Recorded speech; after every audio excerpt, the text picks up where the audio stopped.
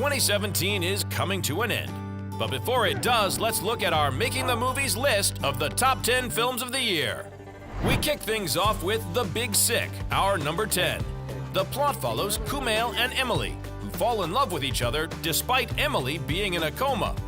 Not only is the movie based on real events, the male lead is actually played by the real guy, Kumail Nanjiani. It's tricky just writing yourself, you sort of have to in a way, psychoanalyze yourself and then turn that into a character. So you take your life and you think your life is very complicated, and you think you're very complicated, then you have to figure out what the few things are and then turn that into a movie character and see how you can take the few things that are in there as the character traits, yeah. Yeah, and then change that character over the course of the movies. There's an infection. We put her in a medically induced coma. Coma. You should call her family.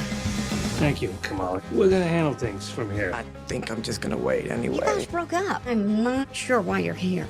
I'm just gonna stay for a second. Is this seat? Okay. Next up is Wonder Woman. Superhero films continue to draw in audiences as they keep reinventing themselves. In this one, we have a female heroine as well as a female director.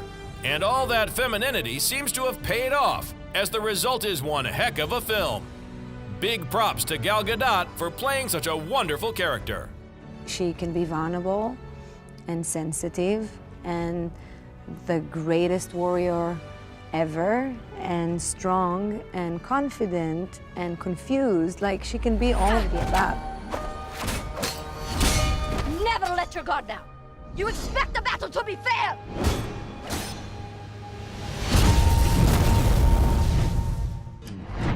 At number 8, we find Baby Driver. What could have been just a dull action flick based solely on the plot turned out to be a perfect piece of cinema. There's a great combination of humor, chases, characters, choreography, and above all, music.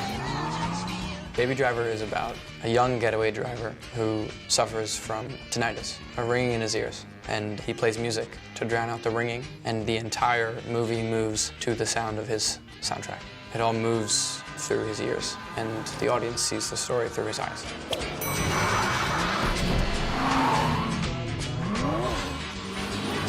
People love great bank robbery stories, so let's give them something bold and brazen as to talk about over their lattes.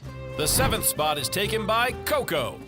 Pretty much all Disney Pixar titles are good, but it looks like for this new Mexican-themed adventure, they really outdid themselves. Coco delivers a sense of adventure, a sense of magic, and very much a sense of music, while celebrating very specifically Mexican culture and underscoring the beauty and the authenticity that lives and thrives within our community, within our culture. No, my family thinks music is a curse. Great-great-grandfather, none of them understand me. I'm supposed to play music. All right, who's in there? I'm sorry. What's going on? I'm just dreaming. Ah! Do you mind? Who says remakes or reboots can't be any good? Well, we do actually, and quite often too. There are, however, exceptions. And 2017 blessed us with the horror thriller It, our number 6. It looks like a whole new generation of cinema goers will be terrified of clowns again, because Pennywise is back and badder than ever. I wanted him to have this mad look in which one of the eyes is looking away. And it's funny because talking to Bill, I mentioned this as a trait of Pennywise, and he said, well, I can do that.